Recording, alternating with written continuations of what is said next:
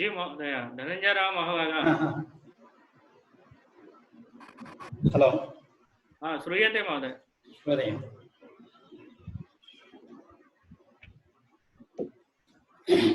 नमो नमः सर्वेभ्यः।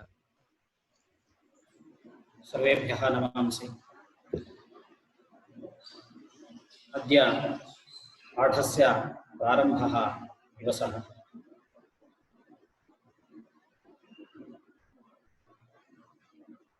प्रथमं मम विद्यागुरून् श्री विश्वेशतीर्थश्रीचरणान् सप्तश्रयं प्रणमामि। तदुत्तराधिकारिणः विश्वप्रसन्नतीर्थश्रीचरणानपि सप्तश्रयं सादरं प्रणमामि। एवं अत्र मम मित्रं श्यामसुन्दरशर्मा महोदयः मत्कृते परिचयः दातव्यः इति धिया मम परिचयं दत्तवान्। तादृशाः गुणाः नितरां मयि न सन्ति। तथापि ये दृश्यन्ते ते गुरूणाम् अनुग्रहेणैव इति कृत्वा अस्य दिनस्य वेदान्तसारग्रन्थस्य या पीठिका आसीत् सा गुरुजनैः द्वित्रैः दिनैः क्रियमाणः वर्तते। वयं सर्वे तच्छ्रुतवन्तः इति कृत्वा अहं साक्षात् अद्य ग्रन्थे प्रविशामि।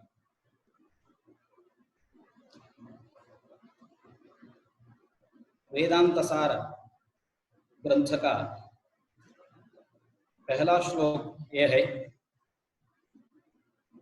अखंडं सच्चिदानंदम् अवाङ्मनसगोचरम् आत्मानमखिलाधारम् आश्रये भीष्टसिद्धये।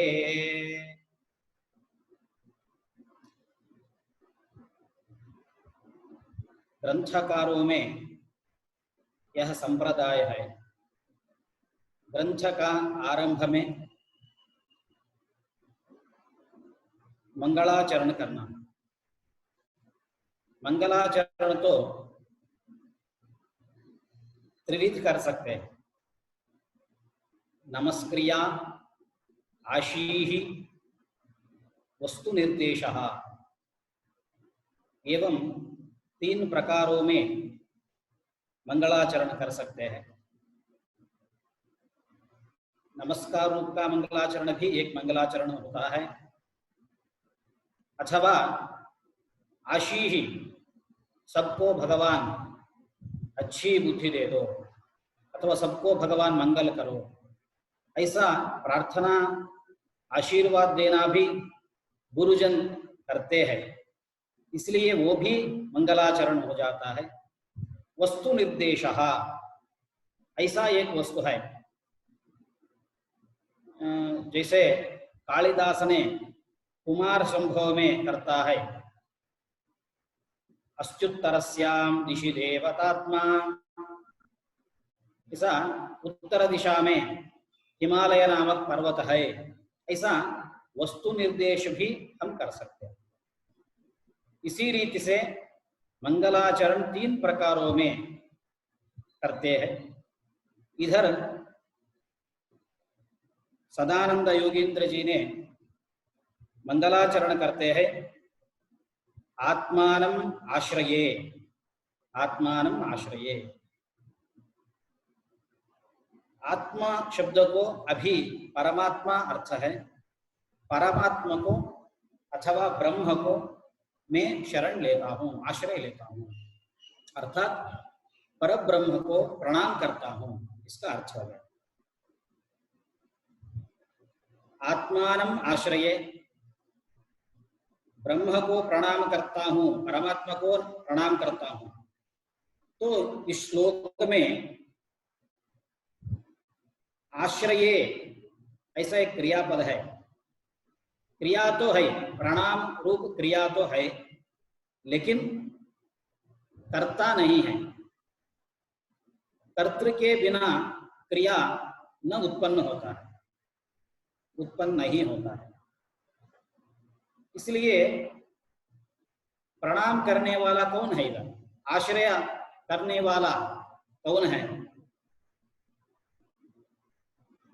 उसको इस श्लोक में ग्रंथकार का इस श्लोक में निदर्शन नहीं है, क्योंकि इधर जो पद है सभी पद द्वितीया विभक्ति में है।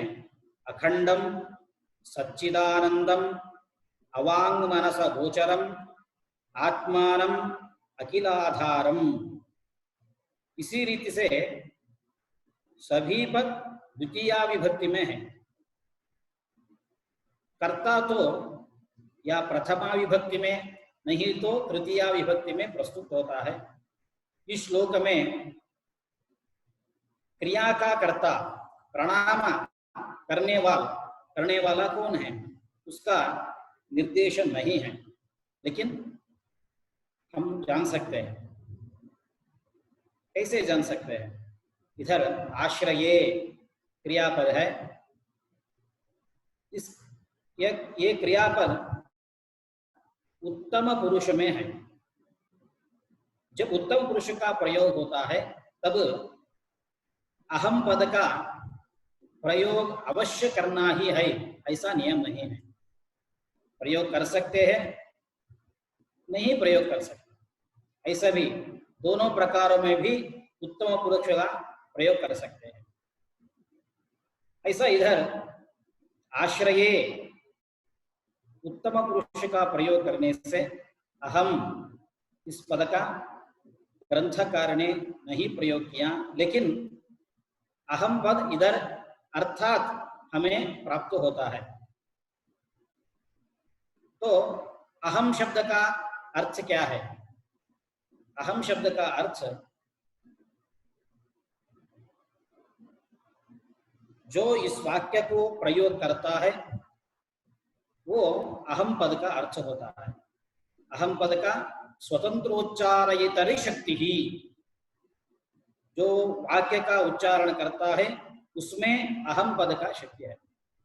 अतः अहम इस वाक्य प्रयोग करने वाला इधर ग्रंथकार है, योगींद्र जी है, सदानंद योगींद्र जी है, इसलिए अहम पद का वह अर्थ होता है। तो हमें यह सिद्ध हो गया इधर कौन भगवान को प्रणाम करने वाला कौन है। भगवान को प्रणाम करने वाला सदानंद योगींद्र जी है, ये हमें पता चला। ग्रंथस्य आरंभे ग्रंथकारः भगवन्तं स्तौति, मंगलम आचरति। ग्रंथस्य आरंभे मंगलाचरणं कर्तव्यम् इति शिष्टाचारः अस्ति। अतः अत्र ग्रंथकारः मंगलम आचरति, तत्रापि मंगलम त्रिविधं श्रूयते शास्त्रेषु। नमस्क्रिया, आशीः, वस्तुनिर्देशः इति क्रमेण। नमस्कार रूपं मंगलमपि आचरितुं शक्यते, तथा आशीः ग्रंथकारः सर्वानपि सर्वेषामपि आशीः ददाति, तथापि मंगलाचरणं कर्तुं शक्यते, अथवा वस्तुनिर्देशः अपि कर्तुं शक्यते। एवं रीत्या त्रिविधं मंगलम् आचरन्ति शिष्टाः। अत्र ग्रंथकारः प्रथमं यत् मंगलं वर्तते नमस्कार रूपं मंगलं, तन्मंगलम् इदानीम् आचरति। सः वदति आत्मानम् आश्रये। आत्मा अस्य अर्थः परमात्मा अथवा ब्रह्म। ब्रह्म शरणं प्रपद्ये इति अस्य अर्थः। ब्रह्म शरणं गच्छामि। अस्मिन् श्लोके क्रियापदं तु अस्ति आश्रये इति। कम् आश्रये? कर्म अपि अस्ति आत्मानम् आश्रये, किन्तु कः आश्रयकर्ता कः? अस्य प्रश्नस्य उत्तरम् अस्मिन् श्लोके नास्ति। कर्तुः निर्देशः यद्यपि अस्मिन् श्लोके नास्ति, तथापि वयं तत् ज्ञातुं प्रभवामः। कथमिति चेत् यत्र उत्तमपुरुषपदप्रयोगः तत्र व्याकरणरीत्या अहं शब्दस्य प्रयोगः कर्तव्यः इति नियमः नास्ति। अस्मद्युत्तमः इति पाणिनीयसूत्रात् प्रयुज्यमाने अप्रयुज्यमाने च उत्तमः। अहं शब्दः प्रयुज्यमानश्चेत् अप्रयुज्यमानश्चेदपि तत्र उत्तमपुरुषः पदप्रयोगः कर्तुं शक्यते इति व्याकरणसम्मतिः अस्ति इति कृत्वा अत्र ग्रन्थकारः अहं शब्दं न प्रयुक्तवान्। तथापि वयं ज्ञातुं शक्नुमः, अहं शब्दम् अत्र अध्याहर्तुं शक्नुमः। तथा च अहम् आश्रये इति लभ्यते। तर्हि अहं शब्दस्य कः अर्थः? अहं शब्दस्य अर्थः स्वतन्त्र उच्चारयिता। यः वाक्यं स्वातन्त्र्येण उच्चारयति सः अहं शब्दस्य अर्थः। तथा च अत्र उच्चारणकर्ता ग्रन्थकारः सदानंद योगीन्द्रः, अतः सः अत्र कर्ता इति लभ्यते। सदानंद योगीन्द्रः भगवन्तं प्रणमति इति अर्थः संपन्नः। आत्मानम् आश्रये, इसी रीति से आत्म शब्द का प्रयोग ग्रंथकार ने किया है। क्यों आत्म शब्द का प्रयोग करने में औचित्य क्या है?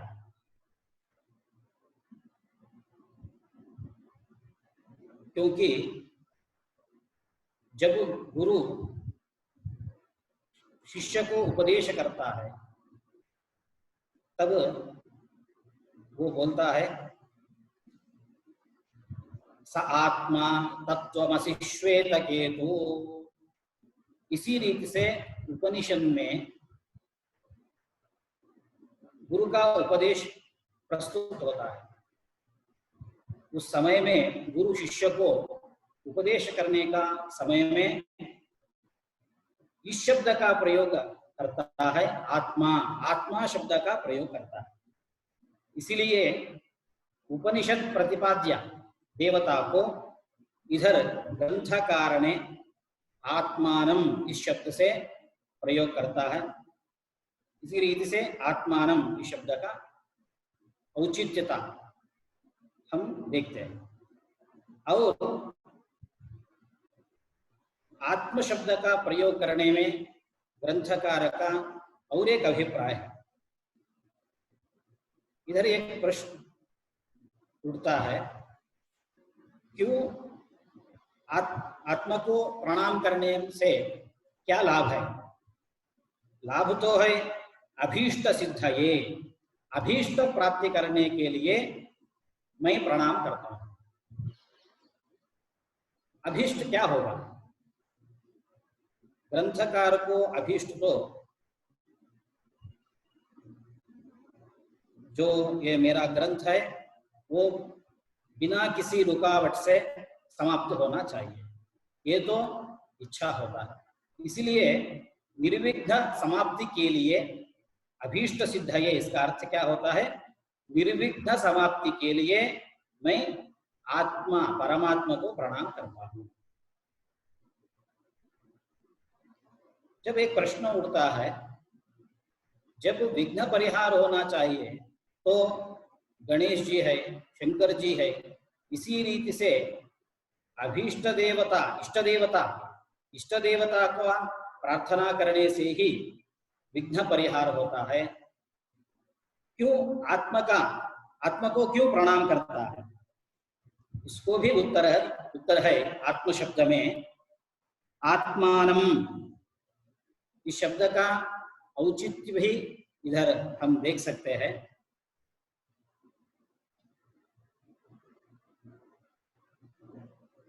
सभी देवताओं ने आत्मा में आरोपित है।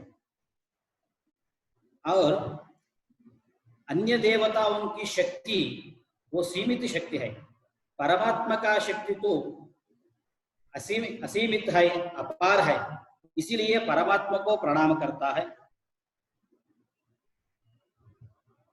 येष ह्येव सर्वे देवाः, सभी देव परमात्मा में आरोपित है। इसी रीति से हम आत्म शब्द का जो ग्रंथकार ने प्रयोग किया है उसका औचित्य देख सकते हैं। अत्र ग्रंथकारः आत्मानम् आश्रये इति उक्तवान्। आत्मशब्दस्य प्रयोगे किं वा औचित्यमस्ति इति पृष्टे अत्र महान् लाभः दृश्यते। ग्रंथकारस्तु किमर्थं भगवन्तं स्तौति अभीष्टसिद्धये इति स्वयमेव उक्तवान्। ग्रंथकारस्य अभीष्टं तु किं भवेत्, किं वा स्यात्? अभीष्टं तु एतद् भवति यत् मया आरब्धः ग्रन्थः अस्ति, यः आरब्धः ग्रन्थः अस्ति तस्य निर्विघ्नं परिसमाप्तिर्भवतु इति इच्छा ग्रंथकारस्य सर्वदा भवति। अतः ग्रंथस्य निर्विघ्नं परिसमाप्त्यर्थं ग्रंथकारः भगवन्तं स्तौति, आत्मशब्देन स्तौति। तदा प्रश्नः उत्तिष्ठति, विघ्नपरिहारार्थं सर्वेपि महान्तः इष्टदेवं स्तुवन्ति, आत्मनः स्तोत्रकरणे किं वा उपयोगः? अस्य उत्तरं वेदान्तशास्त्रे एवम् अस्ति। सर्वेपि देवाः परमात्मनि आरोपिताः, अपि च श्रुतिरपि वदति एष ह्येव सर्वे देवाः, एषः एव सर्वे देवाः, परमात्मा एव सर्वे देवाः। तथा च किं जातं, सर्वेषां देवानां नमस्कारेण यत् फलं प्राप्तुं शक्यते तत् फलं केवलं परमात्मनः नमस्कारेण एव प्राप्तुं शक्यते। अतः सः आत्मानम् इति शब्देन परमात्मानं स्तौति, परमात्मनः प्रणामं समर्पयति। अपि च ये देवाः वर्तन्ते, लोके प्रसिद्धाः देवाः, ते देवाः तेषां शक्तिः परिमिता भवति, परमात्मनस्तु शक्तिः अपरिमिता। तथा च अन्ये देवाः परिमितं फलं दद्युः, परमात्मा तु अपरिमितं फलं ददाति इति धिया आत्मानम् आश्रये अभीष्टसिद्धये इति भगवन्तं स्तौति। अभीष्टसिद्धये इस शब्द का और एक भी अर्थ है। ग्रंथ का निर्विघ्न परिसमाप्ति ये एक लाभ है, और एक लाभ है अभीष्टम। अभीष्ट क्या होता है? जो अध्यापक होता है उसको और एक अभीष्ट रहता है मन में। मेरा शिष्य को अज्ञान से उत्पन्न जो होता है भ्रम, विपरीत ज्ञान, संदेह, ये सभी सबका परिहार हो जाए, इस उद्देश्य से भी अभीष्ट सिद्धये इस शब्द का इधर ग्रंथकार ने करता है। अभीष्ट सिद्धये अनेन शब्देन ग्रंथकारः अपरमपि लाभं प्रयतते। सः कः लाभः इति चेत् अभीष्टं तु उपदेशकस्य अयं भवति, मम शिष्यस्य अज्ञानं विपरीतज्ञानं संदेहः मा भूत्। विना अज्ञानेन, विना भ्रमेण, विना विपरीतज्ञानेन तस्य मदुक्तः अर्थः प्रतिभास्यताम् इति धिया गुरुः अत्र भगवन्तं स्तौति अभीष्टसिद्धये आत्मानम् आश्रये। आत्मा को और एक विशेषण है अखंडम, वैसे ही सच्चिदानंदम, अवांग मनस गोचरम, अखिलाधारम। अखंडम, सच्चिदानंदम, अवांग मनस गोचरम, अखिलाधारम, चार विशेषण हम श्लोक में देख सकते हैं। अखंडम इस शब्द का अर्थ है, खंड शब्द का अर्थ है अंत अर्थात नाश। परमात्मा को कभी भी नाश नहीं है। अखंडम शब्द का यह अर्थ होता है। और खंड शब्द का और एक अर्थ है भेद। परमात्मा में भेद नहीं है, अथवा परमात्मा में विभाग नहीं है। इसका मतलब ये होता है परमात्मा में गुण गुणी धर्म नहीं है, कार्य कारण भाव धर्म नहीं है, अंश अंशी भाव धर्म नहीं है। जब अंश अंशी भाव होता है, गुण गुणी भाव होता है, कार्य कारण भाव होता है, तो दो वस्तु चाहिए, दोनों वस्तुओं में भी भेद चाहिए। इसलिए भगवान में गुण गुणी भाव भी नहीं है, कार्य कारण भाव नहीं है, अंशांशी भाव भी नहीं है, क्योंकि परमात्मा निर्धर्मक है। इसीलिए परमात्मा में कोई धर्म नहीं है, भेद नहीं है, विभाग नहीं है, नाश भी नहीं है। यह अर्थ हमें अखंड शब्द से मिलता है। अत्र आत्मानं, आत्मा को परमात्मनः चत्वारि विशेषणानि निर्दिष्टानि श्लोके वर्तन्ते। अखंडं, सच्चिदानंदं, अवांग मनस गोचरम, अखिलाधारम। अत्र अखंडम अस्य विशेषणस्य कः अर्थः इति इदानीं प्रतिपाद्यते। न विद्यते खंडः यस्मिन् सः अखंडः।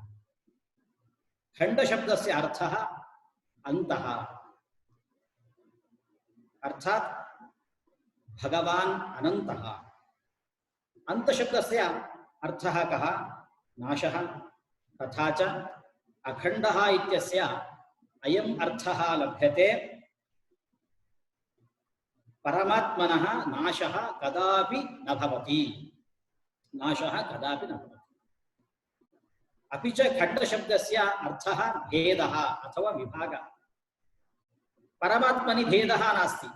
कुतः भेदः नास्ति परमात्मनि? परमात्मनि गुणगुणी भावः न भवति, कार्यकारण भावः नास्ति, अंशांशी भावः नास्ति। यदि कार्यकारण भावः वर्तते तर्हि कार्यम् एकः, कारणम् एकः। तथा च तयोः द्वयोः मध्ये भेदः आवश्यकः। गुणः गुणी, तर्हि गुणिनः सकाशात् गुणस्य भेदः आवश्यकः। अंश अंशी भावश्चेत् अंशिनः सकाशात् अंशस्य भेदः आवश्यकः। तथा च भगवति ब्रह्मणि परमात्मनि खंडः नास्ति इत्यस्य अर्थः विभागः नास्ति। कुतः इति चेत् सः निर्धर्मकः इति कृत्वा।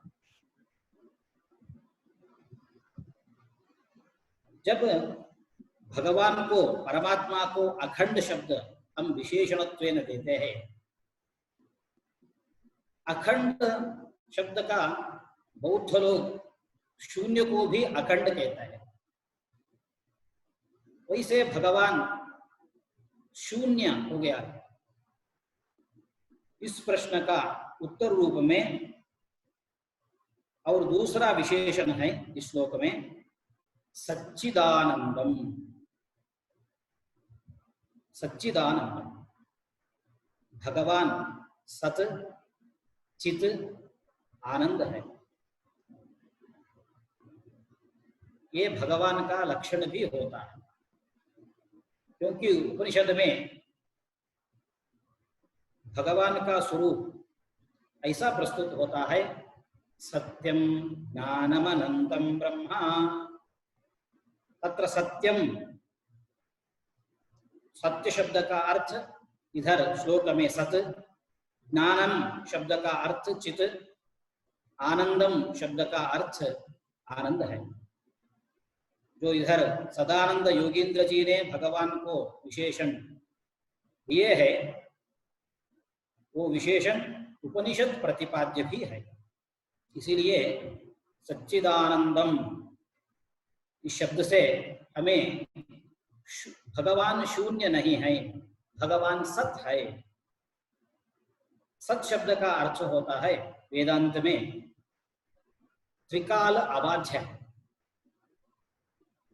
भगवान जो परतत्व है, ब्रह्म सत्यम जगन मिथ्या, ये वेदांत शास्त्र का परम उद्देश्य है। तो भगवान को कभी भी बाधा नहीं होता है।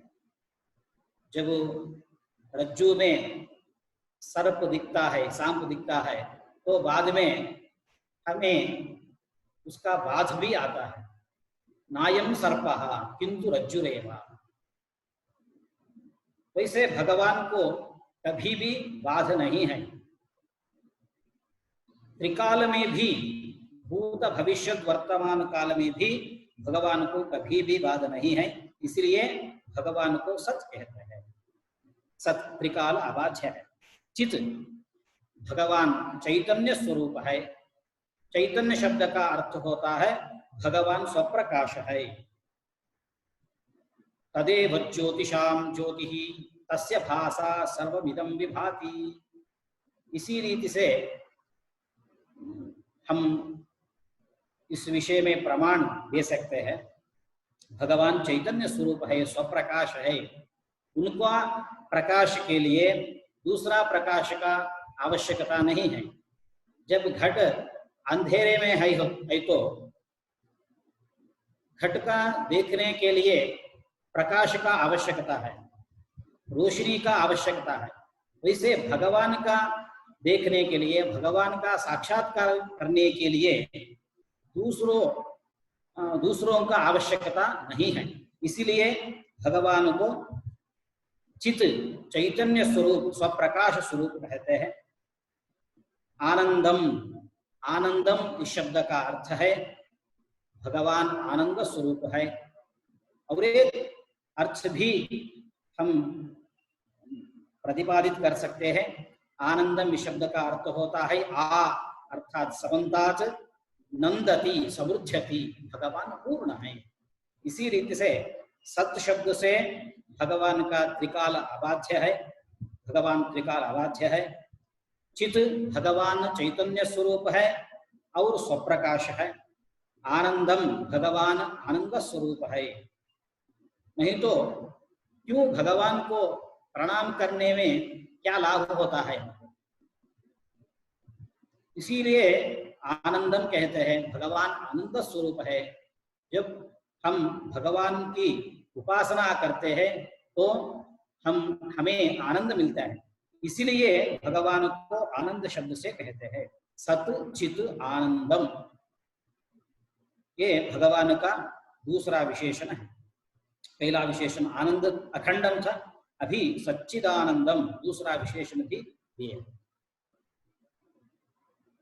अत्र आत्मनः द्वितीयं विशेषणं दत्तमस्ति सच्चिदानंदम इति। यदि वयं परमात्मानं अखंडम इति अखंड शब्देन व्यवहरामः तदा बौद्धाः अपि शून्यम् अखंडं वदन्ति। तर्हि परमात्मा अपि बौद्धानां शून्यमेव भवेत् खलु। अस्य प्रश्नस्य उत्तरम् इदानीम् अस्माभिः द्वितीयेन विशेषणेन लभ्यते। सत् चित् आनंदम सच्चिदानंदम। सत् शब्दस्य अयमर्थः त्रिकालेषु सः अबाध्यः, तस्य बाधः कदापि नास्ति। यथा अन्येषां पदार्थानां बाधः दृश्यते, यथा रज्जौ सर्पभ्रमः भवति। रज्जुं दृष्ट्वा कश्चन पुरुषः रात्रौ अयं सर्पः इति भ्राम्यते। अनन्तरं समीपं गत्वा पश्यति नायं सर्पः इति तस्य बाधः जायते। एवञ्च अन्येषां पदार्थानां बाधः वर्तते। घटपटादीनामपि यथा रज्जौ आरोपितानां सर्पस्य सर्पादीनां बाधः वर्तते, तथा घटपटादीनामपि वस्तूनां बाधः अस्ति। यथा ब्रह्मसाक्षात्कारः भवति तदा नेमे घटपटादयः किन्तु ब्रह्मैव इति ज्ञानं जायते। यथा रज्जौ सर्पः अध्यस्थः, एवमेव ब्रह्मणि जगत् अध्यस्थं।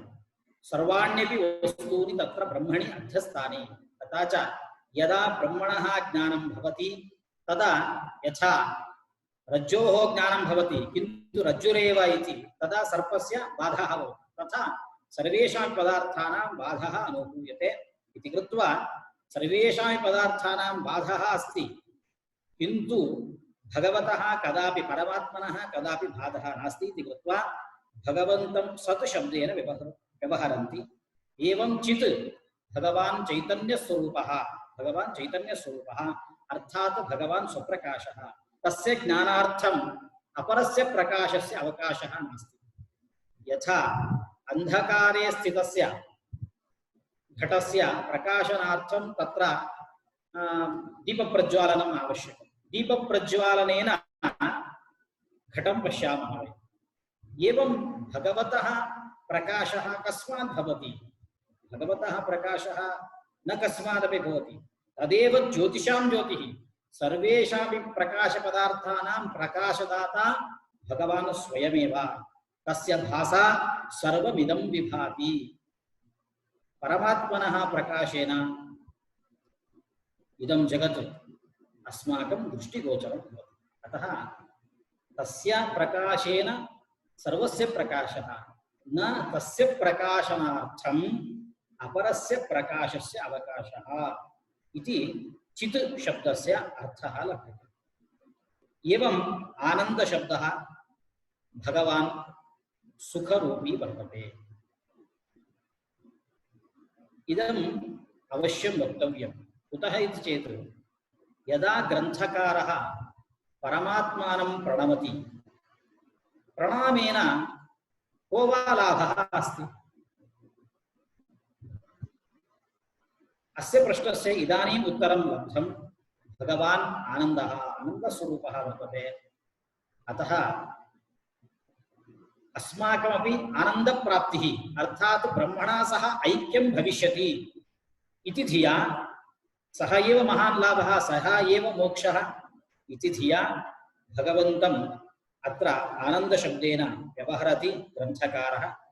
तथा च विशेषणद्वयस्य विवरणम् इदानीं समाप्तम्। अखण्डम् इति एकं विशेषणं, सच्चिदानन्दम् इति अपरञ्च विशेषणम् अस्ति। और तीसरा विशेषण है श्लोक में अवांग मनस गोचरम। परमात्मा वाणी और मन दोनों को भी विषय नहीं होता है। इसका अर्थ यह होता है वाणी और मन दोनों को भी विषय नहीं है। वाक्च मनश्च वाङ्मनसि, वाङ्मनसोः गोचरम वाङ्मनस गोचरम, न वाङ्मनस गोचरम अवाङ्मनस गोचरम। वाणी और मन को परमात्मा विषय नहीं होता। जब वाणी और मन को परमात्मा गोचर नहीं होता है, विषय नहीं होता है, तो परमात्मा का ज्ञान हमें कैसा होता है?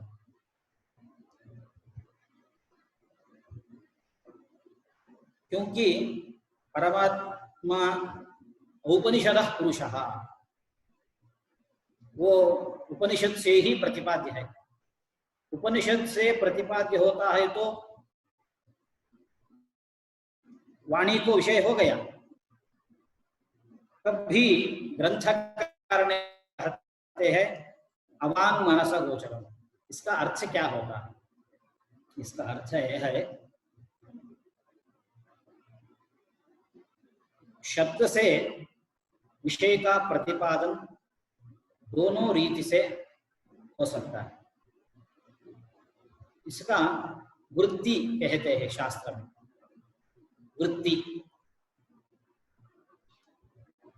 एक वृत्ति होता है शक्ति और एक वृत्ति होता है लक्षणा। आलंकारिकों ने और एक वृत्ति मानते हैं व्यंजना। दार्शनिकों ने दो वृत्ति मानते हैं, एक वृत्ति है शक्ति और एक वृत्ति है लक्षणा। तो भगवान परमात्मा अवांग मनस गोचरम, इस शब्द का अर्थ होता है शक्ति वृत्ति से भगवान प्रतिपाद्य नहीं होता है, लेकिन भगवान लक्षणा वृत्ति से प्रतिपाद्य होता है। और दूसरा व्याख्यान भी है, भगवान वाणी से विधि रूप में नहीं प्रतिपादित होता है, लेकिन निषेध रूप में प्रतिपादित होता है। नेह नानास्ति किंचना, इसी रीति से निषेध रूप में प्रतिपादित होता है, लेकिन विधि रूप में प्रतिपादित नहीं होता है। इसी रीति से भी इधर हम कह सकते हैं भगवान को परमात्मनः तृतीयं विशेषणं दत्तमस्ति, अत्र अवांग मनस गोचरम् इति। अस्य शब्दस्य अयमर्थः, भगवान शब्देन अपि च मनसा न प्रतिपाद्यते। यदि इदं परमात्मनः लक्षणमपि भवितुम् अर्हति, तर्हि परमात्मनः ज्ञानं कथं वा उत्पद्यते? यतः परमात्मा तु औपनिषदः पुरुषः इति उपनिषत् प्रमाणेनैव वेद्यः। उपनिषदेक वेद्यः। यदि उपनिषदेक वेद्यः भवति, उपनिषत् तु शब्दः, तर्हि शब्देन सह प्रतिपाद्यते। तर्हि किमर्थं ग्रन्थकारः शब्देन न प्रतिपाद्यते, मनसा न प्रतिपाद्यते इति किमर्थं वदति इति प्रश्नः उदेति, इति प्रश्नः उदेति। किन्तु अस्य अर्थः एवमपि वक्तुं शक्यते, अवांग मनस गोचरम् इत्यस्य अयमर्थः शब्दस्य अर्थप्रतिपादनं वृत्त्या भवति। वृत्तिस्तु शास्त्रेषु दार्शनिकेषु द्विविधा अंगीक्रियते, एका शक्तिः अपरा लक्षणा चेति। यथा घटशब्देन घटः प्रतिपाद्यते, अत्र शक्तिः। गंगाशब्देन तीरं, गंगायां घोषः इत्यत्र गंगाशब्देन तीरं प्रतिपाद्यते, अत्र लक्षणम्। एवं रीत्या शब्देन अर्थस्य प्रतिपादनं द्वेधा भवति, शक्तिवृत्त्या लक्षणावृत्त्या। अत्र भगवान् शक्तिवृत्त्या न प्रतिपाद्यते, किन्तु लक्षणया वृत्त्या प्रतिपाद्यते इत्यस्मिन् अर्थे ग्रन्थकारः अवांग मनस गोचरम् इति भगवन्तम् अवाङ्मनसगोचरम् इति विशेषणेन विशिनष्टि। अथवा एवमपि वक्तुं शक्यते भगवान् विधिरूपेण न प्रतिपाद्यते किन्तु निषेधरूपेण प्रतिपाद्यते, यथा नेह नास्ति किञ्चन इत्यादिरूपेण भगवान् प्रतिपाद्यते इत्यपि अस्य अत्र अर्थः वक्तुं शक्यते। अपि च मनसापि सः गोचरः न भवति इति ग्रन्थकारेण प्रतिपादितम्। अस्य को अर्थः? यदि साधकः ध्याने मग्नः भवति तर्हि मनसा सः गोचरः भवेदेव, अन्यथा उपासना ध्यानम् इत्यादिकं किमर्थम् इति प्रश्नस्य उत्तरम् एतदस्ति। मनसः सः गोचरः विषयः न भवति इत्यस्य अयमर्थः।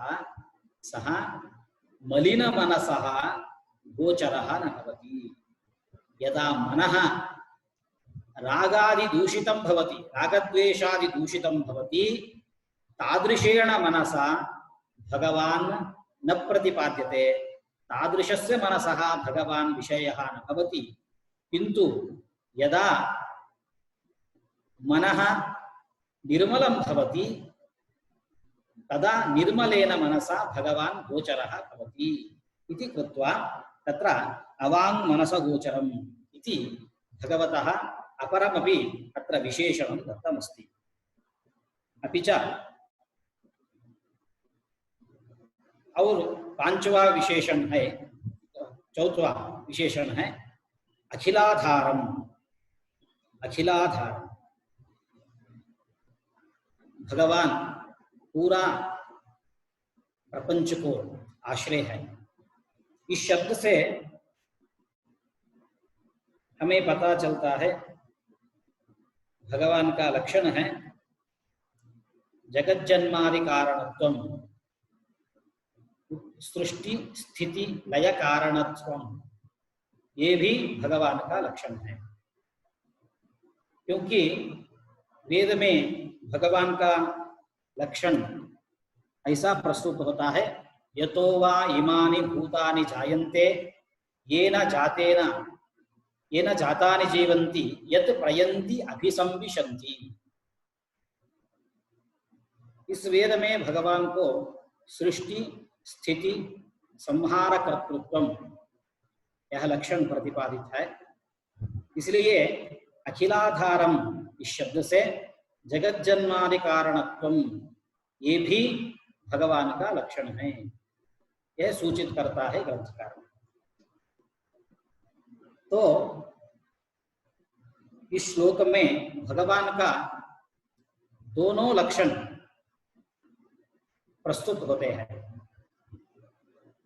भगवान का दो लक्षण हैं, एक लक्षण स्वरूप लक्षण कहते हैं और एक लक्षण है तटस्थ लक्षण। तटस्थ लक्षण है सच्चिदानंदम। इस शब्द से जो लक्षण प्रतिपादित है वो लक्षण स्वरूप लक्षण होता है। अखिलाधारम इस शब्द से जगज्जन्मादि कारणत्वम जो लक्षण प्रतिपादित है ये लक्षण तटस्थ लक्षण हो जाता है। स्वरूप लक्षण और तटस्थ लक्षण इन दोनों में अंतर है। लक्षण तो व्यावर्तक हो जाता है, जो धर्म व्यावर्तक हो जाता है उसे लक्षण कहते हैं। स्वरूप लक्षण वो हो जाता है जो स्वरूप में अंतर्गत होकर लक्ष्य को व्यावर्तक हो जाता है, वो लक्षण स्वरूप लक्षण हो जाता है। जो धर्म स्वरूप में अंतर्गत न होकर भी उसका व्यावर्तक हो जाता है तो वो लक्षण तटस्थ लक्षण कहते हैं। वैसे गृह का लक्षण स्तंभवत्वम, ये गृह का घर का लक्षण होता है। यह स्तंभ घर में अंतर्गत है, घर में अंतर्गत होकर घर का व्यावर्तक हो जाता है, इसीलिए वो लक्षण स्वरूप लक्षण कहलाता है। और एक लक्षण है काकवत्वम, काकवत देवदत्तस्य गृहम। जो कौवा है वो उड़ जाता है, घर में नहीं हमेशा बैठता है, इसीलिए काकवत्वम जो लक्षण है वो स्वरूप में अंतर्गत न होकर भी घर का व्यावर्तक हो जाता है, इसीलिए वो लक्षण तटस्थ लक्षण कहलाता है। इसी रीति से सच्चिदानंदम जो लक्षण है वो स्वरूप लक्षण है।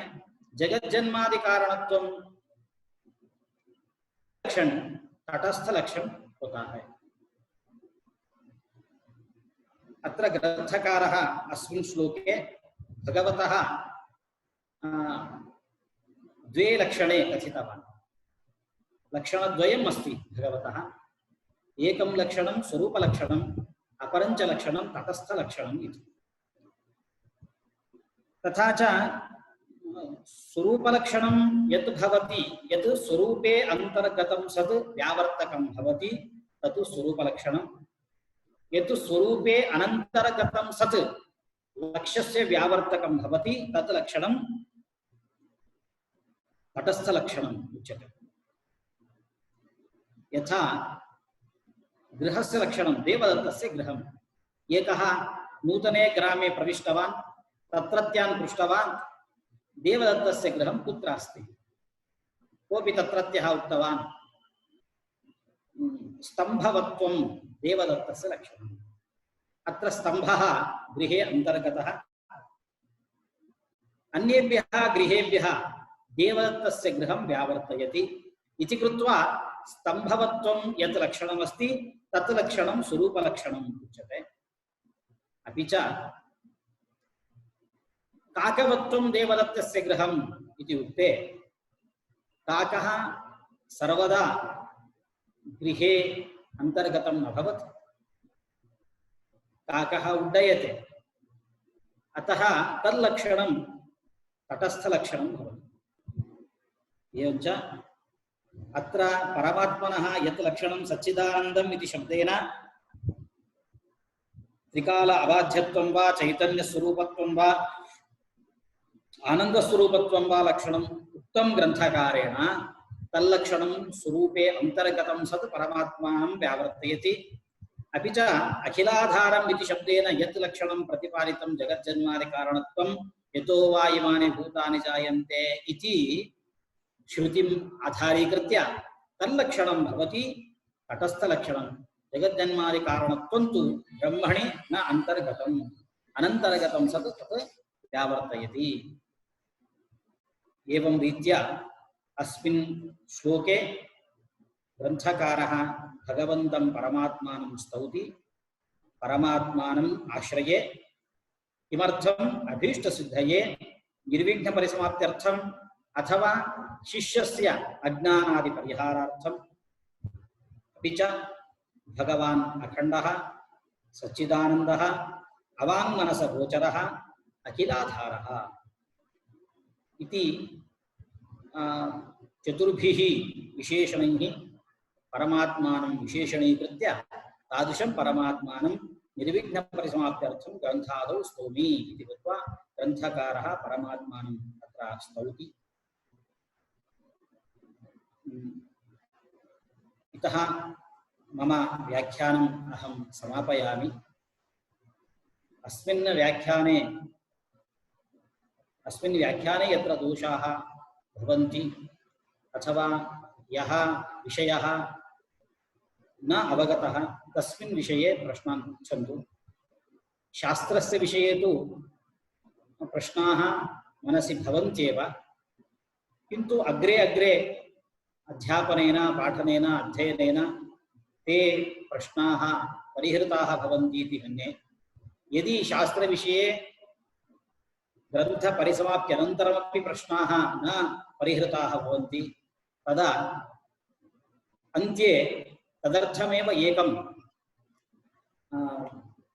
आयोजनं कृत्वा तत्र प्रश्नपृच्छनार्थं तस्य उत्तरार्थं वा नियोजयामः। अस्मिन् अद्य पाठिते विषये अद्य प्रबोधिते विषये मम वाग्दोषाद्वा अथवा श्रवणदोषाद्वा ये दोषाः वर्तन्ते, भवतां मनसि ये सन्देहाः वर्तन्ते, कृपया ते सर्वानपि पृच्छन्तु। यावत् शक्यं तावत् परिहर्तुं शक्नोमि। अद्य नो चेदपि श्वः अपि परिहर्तुं शक्नोमि। धन्यवादाः। आचार्याः, मोहित कुमार एवं पृष्टवान्, मनसा कथं न गोचरम् इति न ज्ञातम् इति।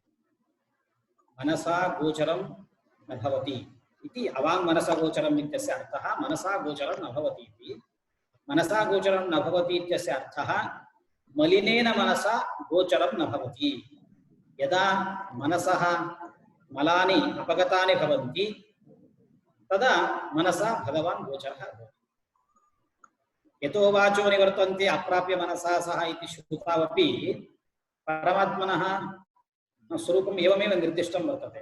वाचः निवर्तन्ते अपि च मनः अपि निवर्तते भगवतः सकाशात्। तथा च किं जातं, श्रुत्या एव प्रतिपादितं भवति, भगवान् वाङ् मनस गोचरं न भवति।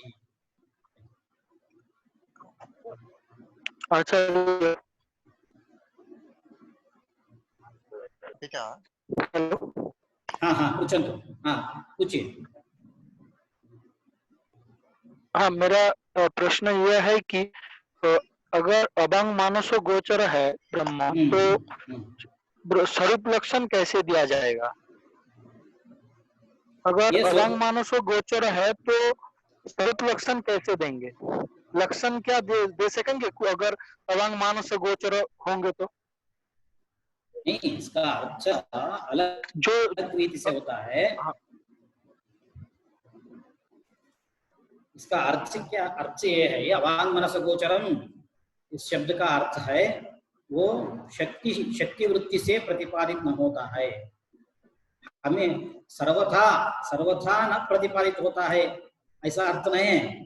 शक्ति वृत्ति से प्रतिपादित न होता है, लक्षणावृत्ति से प्रतिपादित होता है। और भी मनस से गोचर होता है, मन की गोचर होता है। कैसे मनस गोचर होता है? जब मन में स्थित दोष निकालते हैं तब भगवान मन के भी गोचर हो जाता है। नमस्कार, क्या मैं एक प्रश्न पूछ सकता हूँ सर? हाँ पूछिए। जी, ये जो आपने बताया अखिलाधारम, तो यहाँ पर आपने जो उदाहरण बताए जन्माद्यस्यतः और जो भी यतो वा इमानि भूतानि जायन्ते, तो ये तो मतलब ब्रह्म से ही संपूर्ण जगत सृष्ट है, ये तो पूर्व सिद्ध है और सदैव होगा। ये काकवत्व तो नहीं होगा कि ये कभी किसी और से होने लगेगा। तो हम इसको तटस्थ लक्षण क्यों कहें, हम इसको स्वरूप लक्षण क्यों न कहें? मतलब इसमें परिवर्तन तो नहीं होगा। नहीं, कारणत्व तो भगवान का स्वरूप नहीं है। कारणत्व लक्षण तो कारणत्व है, उधर तो सत भगवान का लक्षण है, आनंद भगवान का लक्षण है। आनंद तो भगवान का स्वरूप है, लेकिन कारणत्व तो भगवान का लक्षण नहीं है। कारणत्व तो क्या होता है, विवर्ता उपादानत्वम ऐसा कह सकते हैं, इसलिए वो स्वरूप में अंतर्गत नहीं है। अच्छा, क्या प्रलय के समय जो है ये सृष्टि नहीं होती, क्या उस कारण से इसको तटस्थ लक्षण रखा गया है कि हमेशा वो चीज नहीं होती, क्या वो नित्य नहीं है? क्या प्रलय अवस्था के कारण इसको तटस्थ में रखा गया है? क्योंकि ऐसा नहीं है, हमेशा धाता यथा पूर्वमकल्पयत् इस श्रुति से हमेशा भी और एक बार भी सृष्टि होता है ना, और एक कल्प में भी सृष्टि हो जाता है। अच्छा, एक और प्रश्न है सर कि अखिल आधार की जब हम बात करते हैं तो क्या यहाँ पर आधार शब्द से आश्रय अर्थ लेना या अधिष्ठान अर्थ लेना, जो इससे पहले इंट्रोडक्टरी लेक्चर्स में जो बात हुई थी तो वहां पर आश्रय और अधिष्ठान के अंतर की बात हुई थी, तो क्या दोनों भी ले सकते हैं। लेकिन अगर हम उसको आश्रय लेंगे तो जो फिर वो व्यवहार जो है, जो विवर्त की जो शंकर का मूल है, तो वो कैसे, अगर हम उसको आश्रय कह देंगे तो जिस आधार पे शायद कल जो दत्त गुरुजी का लेक्चर हुआ था वो विषय थोड़ा सा मतलब फिट नहीं होगा विवर्त के सेंस में। देखिए तो क्या यहाँ पर कल मैं उत्तर देता हूँ। जी जी जी, धन्यवाद, नमस्कार। अन्य जो प्रश्न है हमारे, उनसे एक निवेदन है कि अभी यह हमारी कक्षा अभी प्रारंभ ही हुई है, इसलिए जब आप प्रश्न करें तो उससे पहले थोड़ा सा आप अपना परिचय भी दे दें, जिससे हम जान जाएं कि कौन प्रश्न कर रहे हैं, कौन हमारे साथ में है। और ये सुविधाजनक ये हो जाएगा कि आपको अपना हैंड राइज का एक नीचे विकल्प है, तो उससे हम क्रमशः कर पाएंगे, इसमें एक क्रमबद्धता ला पाएंगे, जिससे हम उनको अवसर मिले, जो पहले हैंड राइज करे उसको पहले अवसर मिले। तो अभी और किसी का ये साईं तारण्य, हाँ जी। नमस्कार। बहुत सरल सी एक प्रश्न है। तो ये जो अवांग मानस गोचर है, तो हम क्या इसको हम ऐसे संधि विच्छेद कर सकते हैं कि अवांग मानस प्लस गोचर, मतलब कि जो वाक के 4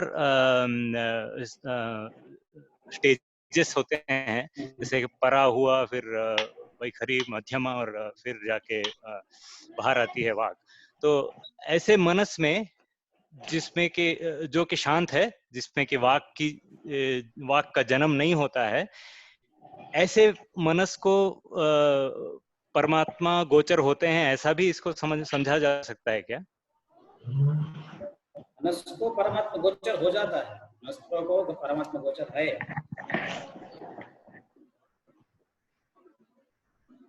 गोचर नहीं है इसका मतलब ये होता है मलिन मनस को गोचर नहीं होता है। मनस को गोचर तो है भगवान, निर्दुष्ट मनस को, निर्मल मनस को गोचर है भगवान। जी नंदिनी जी। सर एक प्रश्न पूछना है। नंदिनी चटर्जी, ये है अवांग मनस गोचरम, तो इसमें जो नेय तत्पुरुष समास है, तो इसमें वो हम वो प्रत्यक्ष मानेंगे या फिर परिउदास प्रतिषेध मानेंगे? जो अवांग मनस गोचरम है, नेय तत्पुरुष के 2 भेद होते हैं, प्रत्यक्ष प्रतिषेध और परिउदास, तो इसमें मतलब क्या मानेंगे? प्रत्यक्ष मानेंगे या फिर परिउदास मानेंगे? कि मतलब अवांग मनस की जो मन और वाणी के द्वारा गोचर नहीं, पर जो और इंद्रियां हैं उनके द्वारा ये गोचर है, मतलब कैसे होगा ये? इस प्रश्न कल इस प्रश्न को उत्तर देता हूँ।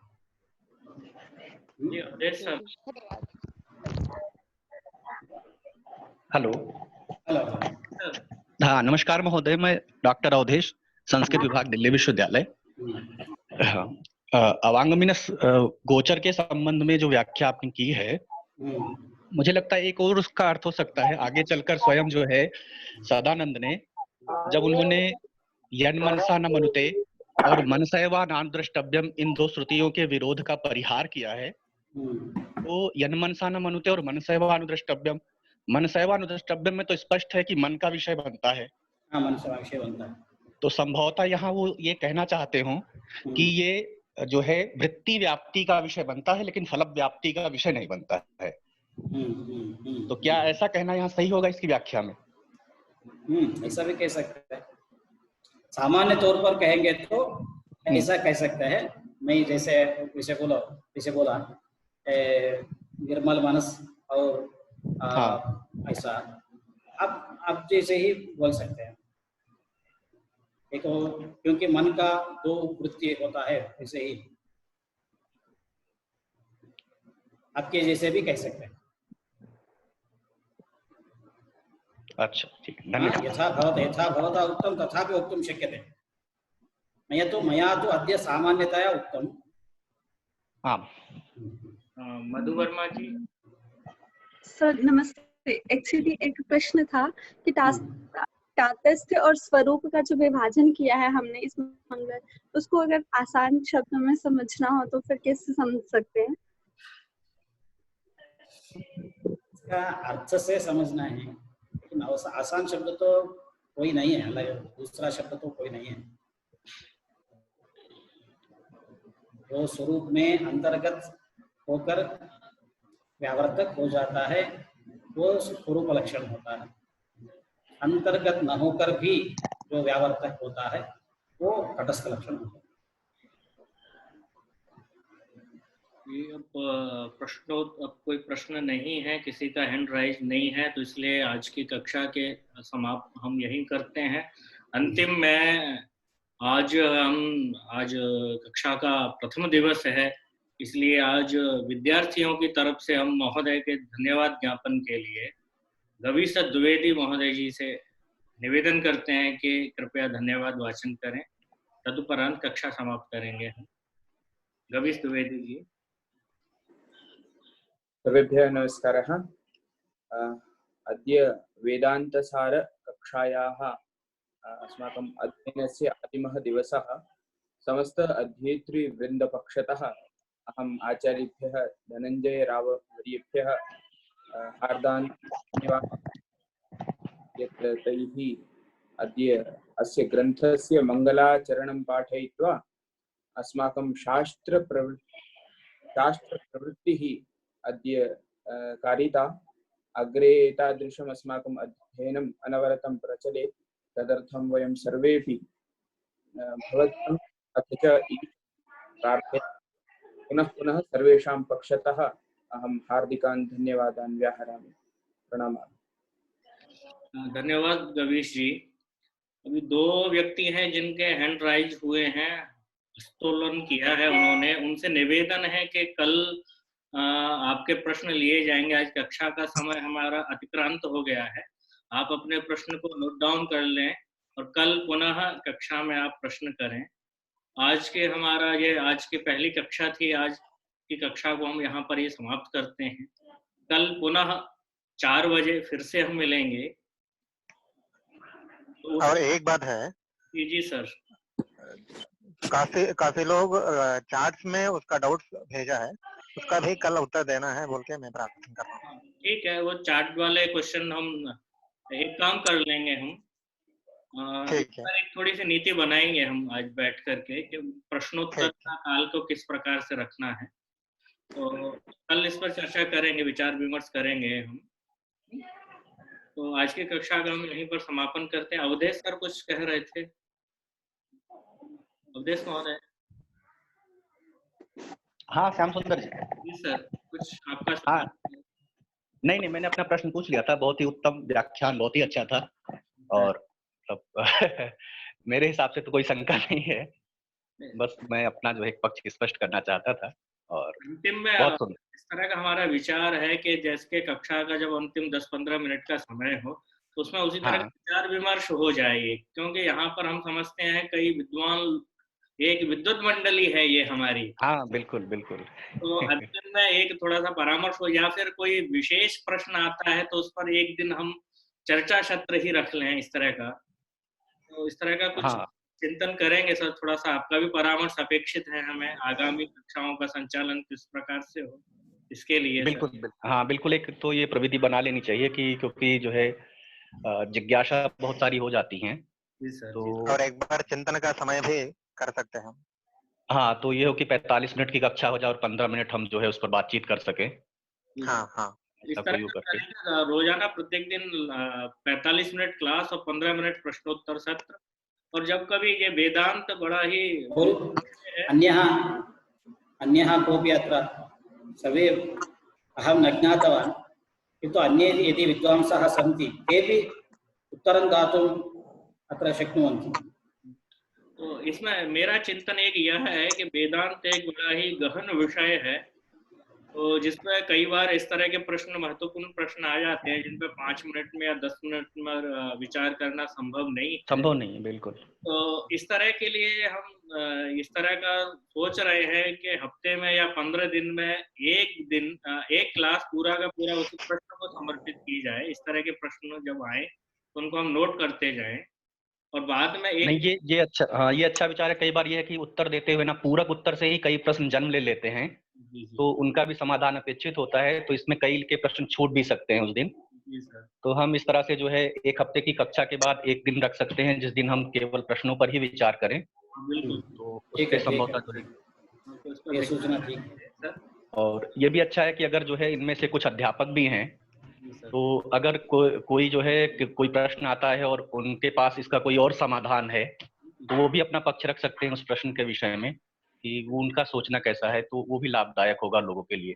बिल्कुल, हमारे साथ में कई ये वो मैंने बताया, ये अभी हमारी एक विद्वत मंडली बन गई है। ये 2 लोग हैं इस विद्वत मंडली में।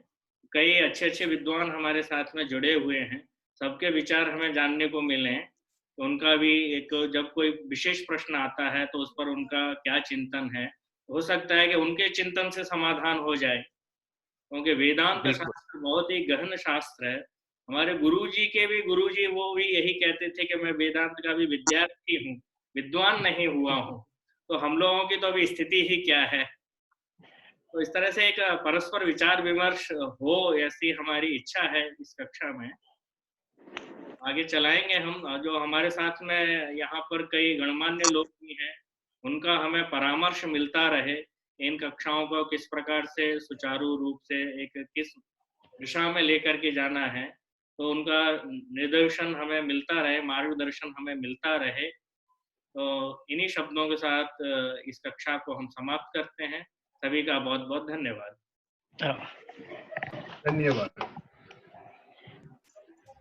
नमस्कार, थैंक यू सो मच, धन्यवाद।